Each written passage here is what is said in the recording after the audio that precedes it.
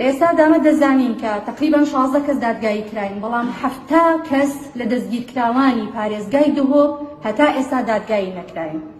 لەبەرەوە بۆ سەلماندنی دادپەروەری پێویستە بە زووترین کات ئەو بەڕێزانە دادگایی بکرێن و هەندێکیان بە تۆمەتی ناڕەوا دەستگیر کراون. تەنها تاوانیان ئەوەیە کە لەو دەڤەرانە پارتی نین بۆیە دەستگیر کراون بە تۆمەتی سیاسی. سپاس.